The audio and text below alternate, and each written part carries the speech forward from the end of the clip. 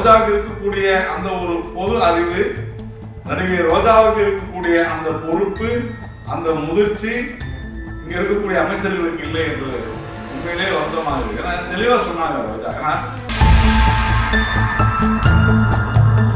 மொத்தமே ஒட்டுமொத்த இந்தியாவிற்குமே 6750 கோடி அப்படின்னு சொல்லும் பொழுது நீங்க 20,000 கோடி கேட்பதே நீங்க என்ன மாதிரியான மலிவான அரசியலை நீங்கள் செய்கிறீர்கள்?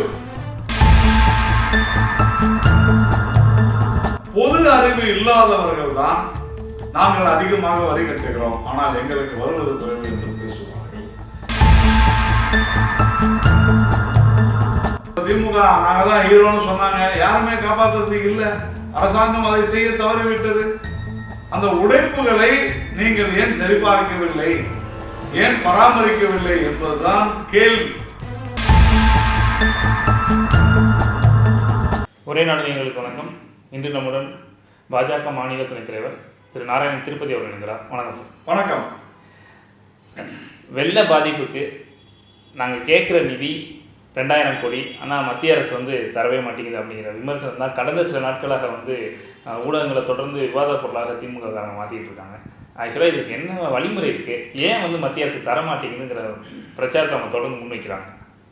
அதாவது சுனாமிக்கு பிறகு, அதாவது 2004க்கு பிறகு இந்த நாட்டில் இது போன்ற ஒரு பேரிடர்கள் ஏற்பட்டால், இது போன்ற இயற்கை பேரிடர்கள் ஏற்பட்டால், வெள்ளமோ வறட்சியோ அல்லது புயலோ ஏற்பட்டால் என்ன செய்யலாம், உடனடியாக நமக்கு பணம் தேவைப்படும், மக்களை காப்பதற்கு என்ன செய்யலாம் அப்படின்னு வந்தபோதுதான் மாநில பேரிடர் நிவாரண நிதி, தேசிய பேரிடர் நிவாரண நிதி என்ற இரண்டை உருவாக்கினார்கள். இதுல மாநில பேரிடர் நிவாரண நிதியில 75 விழுக்காடு மத்திய அரசும் 25 விழுக்காடு மாநில அரசும் கொடுக்க வேண்டும். இதை யார் முடிவு செய்யறாங்க அப்படின்னு சொன்னா மாநில மத்திய அரசுகள் முடிவு செய்யும். அந்த நிதி ஆணையங்களும் முடிவு செய்யும் அந்தந்த ஒரு 5 வருடங்களுக்கு. அதே மாதிரி தேவை ஏற்பட்டால் அதிகமாக மாநில மத்திய அரசும் முடிவு செய்யலாம் இணைந்து. இதுல ஒடிசா, குஜராத் போன்ற மாநிலங்கள் எது அதிக அளவு, ஆந்திரா உட்பட அதிக அளவு இயற்கை சீற்றங்களால் பாதிக்கப்படக்கூடிய மாநிலங்கள் அதிக அளவு. அவங்க இதற்கு முன்னால எவ்வளவு பாதிப்பு ஏற்பட்டது என்பதை கணக்கிட்டு அந்த அளவுகோல் படி இந்த மாநில பேரிடர் நிவாரண நிதியானது ஒதுக்கப்படுகிறது. அதன்படி தொடர்ந்து பல வருடங்களாக இந்த செயல்பாட்டில் இருக்கு. உதாரணத்துக்கு நாம சொல்லணும்னா, திராவிட முன்னேற்ற கழகம் அங்கம் வகித்த காங்கிரஸ் கூட்டணி ஆட்சியில 2012, 2013 ஆண்டு இதே போன்ற ஒரு சூழ்நிலை வந்தது. அப்போ இதே மாதிரி 2000 கோடி ரூபாயை அன்றைய அதிமுக அரசு கேட்டது. அப்போ மத்தியில திமுக அங்கம் வகித்த காங்கிரஸ் கூட்டணி ஆட்சி இருந்துச்சு. அப்போ இதே 20,000 கோடி 19,665 கோடி கேட்டதற்கு மாநில பேரிடர் நிவாரண நிதியிலிருந்து 121 கோடி ரூபாய் மட்டும்தான் கொடுக்கப்பட்டது. தேசிய பேரிடர் நிவாரண நிதி கிட்டத்தட்ட 2-3 மாதங்களுக்கு பிறகு 624 கோடியை கொடுத்தது. இது காங்கிரஸ் அரசு, திமுக மத்தியில ஆட்சியில் இருந்தது. நான் ஒரு உதாரணத்திற்காக சொல்லி, இதை விட பணமே கொடுக்காமல் இருந்த காலங்கள்லாம் கூட இருக்கு. ஆனால் இன்றைய மத்திய அரசு, பாஜக அரசு இப்போ உடனடியாக ஏற்கனவே இந்த வருடம் 450 கோடி ரூபாய், இது 1200 கோடி ரூபாய் மாநில பேரிடர் நிவாரண நிதியில 900 கோடி மத்திய அரசுடைய பங்கு, அது 450 கோடியை ஏற்கனவே கொடுத்துட்டாங்க. இப்போ உடனடியாக அந்த 450 கோடியை ரிலீஸ் பண்ணிட்டாங்க. இது தவிர நம்முடைய நகர்ப்புற வெள்ள தடுப்பு மேம்பாட்டு திட்டத்தின் கீழ் 561 கோடி கொடுக்கப்பட்டிருக்கிறது. சாதாரணமா என்ன ஆகும்னா, இது சிஸ்டம் என்னன்னு சொன்னாக்க, இந்த மாநில பேரிடர் நடிகை ரோஜா அவங்கள்ட்ட நேற்றைய முன்தினம் ஒரு நிருபர் கேட்டாங்க. அப்போ அவங்க தெளிவா சொன்னாங்க, நடிகை ரோஜாவுக்கு இருக்கக்கூடிய அந்த ஒரு பொது அறிவு, நடிகை ரோஜாவுக்கு இருக்கக்கூடிய அந்த பொறுப்பு, அந்த முதிர்ச்சி இங்க இருக்கக்கூடிய அமைச்சர்களுக்கு இல்லை என்று உண்மையிலேயே வருத்தமாக இருக்கு. ஏன்னா தெளிவா சொன்னாங்க ரோஜா. ஏன்னா ஒரு நடிகைகளின் மூலமா கலைஞர்களின் மூலமா சொல்லப்படும் போது எப்படி ரீச் ஆகுதுன்னு பாருங்க. தெளிவாக சொன்னாங்க. ஏங்க எல்லாம் ஒரு பேரிடர்னு ஏற்பட்டா முதல் பொறுப்பு மாநில அரசுக்கு தான். மாநில அரசு செலவு செஞ்சுட்டு அதன் பிறகு போய் மத்திய அரசை கேட்டு வாங்கிக்கணுங்க. அதுதாங்க உண்மை. அதுதான் அப்படிதானே சரி. அவர் எல்லாத்துக்கெல்லாம் மத்திய அரசை குறை சொல்லக்கூடாது அப்படின்னு தெளிவாக சொன்னாங்க. அதுபோல உடனடியாக இந்த பணத்தை வைத்து மாநில பேரிடர் நிவாரண நிதியை வைத்து இந்த பேரிடர் நிவாரண நிதி என்பது எமர்ஜென்சி அவசரத்திற்கு அந்த ஒரு 2-3 நாட்கள் இல்லை ஒரு வாரத்திற்கு மக்களை பாதுகாப்பான இடத்துக்கு அழைத்து செல்வது, அவர்களுக்கு உண்ண உணவு, உடுக்க உடை போன்ற பல்வேறு விஷயங்களை உடனடியாக இப்போ பாலம் ஒரு இடத்துல உடஞ்சி போச்சுன்னா உடனடியாக அதை சரி செய்து அங்கே போக்குவரத்தை ஒரு தற்காலிகமாக செயல்பட வைப்பது, இது போன்ற அவசிய தேவைகளுக்காக உருவாக்கப்பட்டிருக்கிற நிதி. இதை உடனடியாக மத்திய அரசு கொடுத்துருச்சு. எனக்கு 50,000 கோடி கொடுங்க. 20,000 கோடி என்பது தேசிய பேரிடர் நிவாரண நிதியிலிருந்து கேட்கிறாங்க. எதுக்கு? தமிழ்நாட்டுக்கு, அதுவும் தூத்துக்குடி, திருநெல்வேலி, இந்த சென்னையில் நடந்த இழப்புக்கு 20,000 கோடி கேட்கிறாங்க. தேசிய பேரிடர் நிவாரண நிதியிலிருந்து இவ்வளவு கொடுங்க அப்படின்னு சொல்றாங்க. தேசிய பேரிடர் நிவாரண நிதியில் மொத்தமா இந்த ஆண்டுக்காக இருக்கக்கூடிய தொகையை 6,850 கோடி தான். இது பாராளுமன்றத்தில் பல உறுப்பினர்களை கொண்ட திமுகவுக்கு தெரியும், காங்கிரசுக்கு தெரியும், காலங்காலமா இருக்கிற விஷயம். இந்த 6,850 கோடி என்பது பெரிய தொகை. இதற்கு முன்னால திமுக அங்கம் வைத்த காங்கிரஸ் கூட்டணி ஆட்சி இருந்தபோது கூட இல்லை. மாநில பேரிடர் நிவாரண நிதியில கூட வெறும் 500 கோடி தான் இருந்துச்சு. இப்பதான் 1,200 கோடி ஆக்கிருக்கு பிஜேபி அரசாங்கம் வந்த பிறகு. அப்போ தேசிய பேரிடர் நிவாரண நிதி அதுல இருக்கக்கூடிய ஃபண்டு மொத்தமே ஒட்டுமொத்த இந்தியாவிற்குமே 6,850 கோடி அப்படின்னு சொல்லும் பொழுது நீங்க 20,000 கோடி கேட்பதே நீங்க என்ன மாதிரியான மலிவான அரசியலை நீங்கள் செய்கிறீர்கள்? இது ஒரு சிஸ்டம். இவ்வளவு ஆயிருக்குது, விளையாட்டுத்துறை இவ்வளவு பிரச்சனை, பொதுப்பணித்துறை இவ்வளவு பிரச்சனை, விவசாயத்துறை இதுல இவ்வளவு இழப்பீடு அப்படின்னு பட்டியல் போட்டு துறை ரீதியாக கொடுத்தால் மத்திய அரசு அதை பரிசீலித்து ஆய்வு செய்து கொடுக்கும். இதுதாங்க விஷயம்.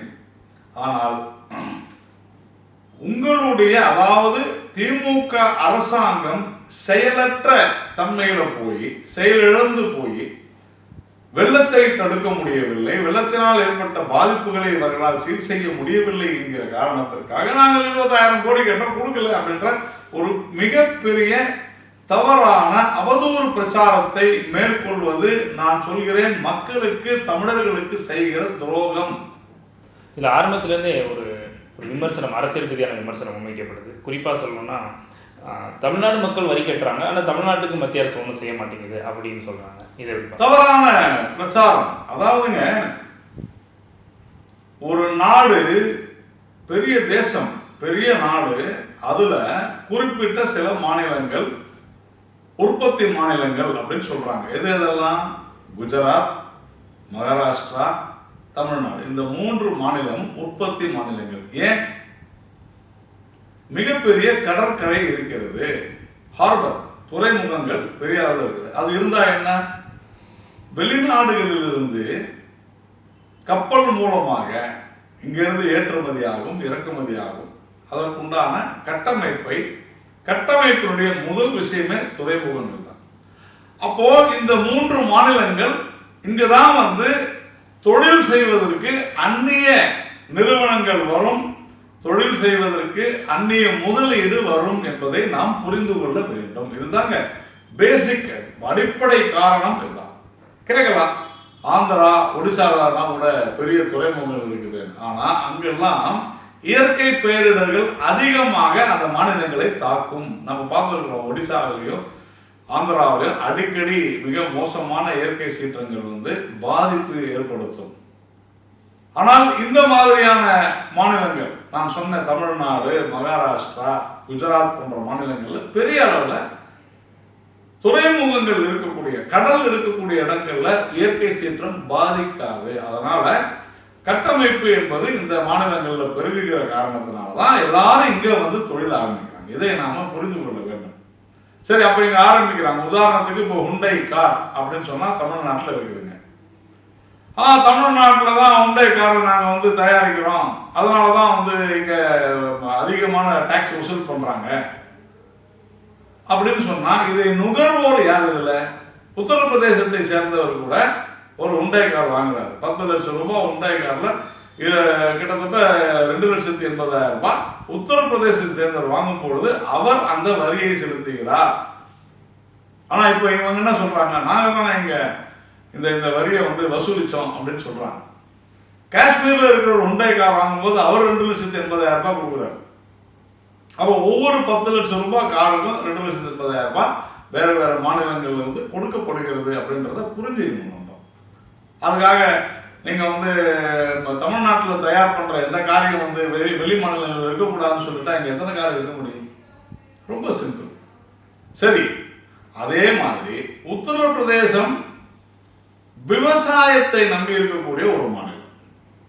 அப்போ அங்க விவசாயம் 10 லட்சம் ரூபாய்க்கு, இப்போ நாங்கள் உண்டை கார சொன்ன மாதிரி 10 லட்சம் ரூபாய்க்கு விவசாய பொருட்கள் தயாரிக்கப்பட்டு தமிழ்நாட்டிற்கு அது விற்கப்பட்டால் 1 ரூபாய் கூட நம்ம டாக்ஸ் கட்டுறது இல்லைன்னா அது விவசாய பொருள். இதுதான் ரொம்ப சிஸ்டம்.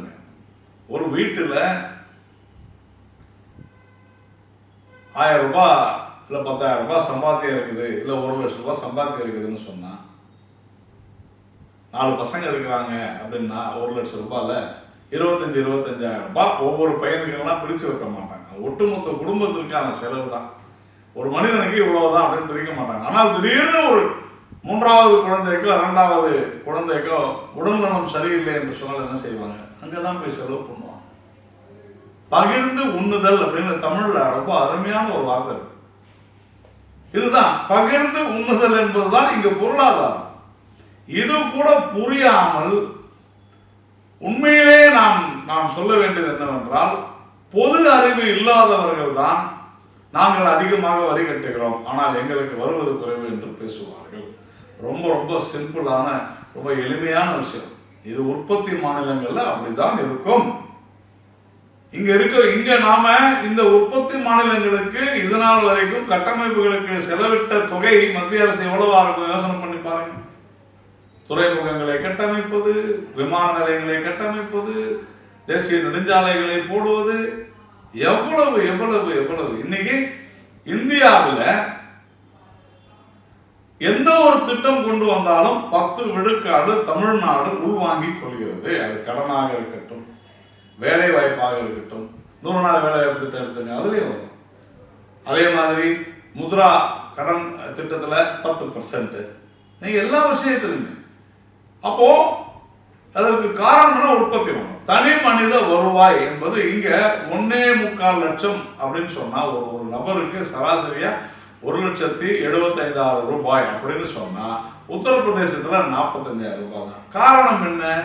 அது உற்பத்தி மாநிலம் இல்லை, இது உற்பத்தி மாநிலம். அப்போ பகிர்ந்து தான். அப்போ அப்படி பார்த்தீங்கன்னா இன்னைக்கு கட்டுமானங்கள் ஆகட்டும், இவங்க திமுகவினுடைய தலைவர்கள், திமுகவினுடைய நிர்வாகிகள், திமுகவினுடைய இவங்கெல்லாம் அமைச்சர்கள்லாம் பேசுறாங்கல்ல, வட இந்தியாவிலேருந்து வராங்க அப்படின்னு. அப்படி பார்த்தா எவ்வளவு பெரிய உழைப்பை கொடுக்கிறார்கள். நீங்க தமிழ்நாட்டில் ஒரு கார்பெண்டர் வேலை ஒருத்தர் செஞ்சாருன்னா அவருக்கு ஒரு நாளைக்கு 2,000 ரூபாய் கொடுக்குறாங்க. ஆனால் பீகார்ல இருந்து வரவங்களுக்கு 1000 ரூபாய் தானே கொடுக்குறாங்க. இதை இப்படிலாம் நம்ம பேசிக்கொண்டே போகலாம். இதெல்லாம் தவறான விஷயம். அதனால இந்த வாதம் என்பதே தவறான வாதம். மழை முன்னெச்சரிக்கை நடவடிக்கை தமிழ்நாடு அரசு சரியாக செயல்படவில்லை அப்படிங்கிற மாதிரி ஒரு குற்றச்சாட்டை தொடர்ச்சியாக அமைச்சர் நிர்மலா சீதாராமன் கூட சொல்லியிருந்தாங்க. ஆனால் நாங்கள் வந்து சரியாக சொல்லியிருந்தோம். இவ்வளோ மழை பெய்யுங்கிற முன்னறிவிப்பு வந்து வானிலை ஆய்வு மையம் சொல்லலை அப்படிங்கிறது தமிழ்நாடு அரசுடைய குற்றச்சாட்டாக இருக்குது. நான் மறுபடியும் சொல்றேன், இந்த மழையினால் வெள்ளம் ஏற்படவில்லை. கால்வாய்கள், ஏரிகள், குளங்கள், ஆறுகள் முறையாக தூர்வாரப்பட்டிருந்தால், முறையாக பராமரிக்கப்பட்டிருந்தால் உடைப்புகள் ஏற்பட்டிருக்காது. நீங்க நல்லா பாத்தீங்கன்னா இந்த வெள்ளம் எதனால வந்துச்சுன்னு சொன்னா, நம்ம சினிமால பார்த்துருக்கிறோம். நம்ம ஊரு கால்வாய் அந்த உடைப்பு ஏற்பட்டோம்னா ஹீரோ போய் காப்பாற்றுவார் பாருங்க, அந்த மாதிரியான விஷயம் தான். அந்த மாதிரி ஹீரோஸ் இல்லை. நீங்க இங்க நம்ம திமுக நாங்க தான் ஹீரோன்னு சொன்னாங்க, யாருமே காப்பாற்றுறதுக்கு இல்லை. அரசாங்கம் அதை செய்ய தவறிவிட்டது. அந்த உடைப்புகளை நீங்கள் ஏன் சரிபார்க்கவில்லை, ஏன் பராமரிக்கவில்லை என்பதுதான் கேள்வி. இங்க சென்னை போன்ற நகரங்கள்ல பிரச்சனை என்ன? ஆக்கிரமிப்புகள் அகற்றப்படவில்லை. திருநெல்வேலி, தூத்துக்குடி போன்ற ஊர்களில் இருக்கக்கூடிய கிராமங்கள்ல என்ன பிரச்சனை? இந்த நீர்நிலைகள்ல சரியாக நிர்வாகம் செய்யவில்லை, நிர்வகிக்கவில்லை, பராமரிக்கப்படவில்லை. அதனால் ஏற்பட்ட உடைப்புகள். இவ்வளவுதான் விஷயம். இதை ஒழுங்கா செஞ்சிருந்தாங்கன்னா இந்த வெள்ளம் சின்ன சின்ன கிராமங்கள்ல ஏற்பட்டிருக்க முடியாது. இன்னொரு பல பாலங்கள் உடைந்து போயிருக்கின்றன. இந்த பாலங்கள்லாம் எப்படிங்க உடையும்? அப்போ அதுல இந்த பாலங்கள் எல்லாம் தரக்குறைவாக இருந்தனவா என்பதையும் நாம் பார்க்க வேண்டும். அதற்கு யார் காரணம் என்பதை நாம் பார்க்கணும்.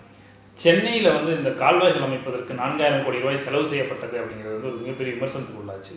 இந்த 4000 கோடி எங்களுக்கு மத்திய அரசு கொடுக்கல, நாங்கள் உலக வங்கிட்ட தான் கடன் வாங்கியிருக்கோம் அப்படின்னு நேற்று ஒரு பேட்டியில் சார், எங்க கடன் வாங்கினாலும் அதுக்கு கேரண்டி கொடுப்பது மத்திய அரசு. முதல்ல இதை தெரிஞ்சுக்கணும்.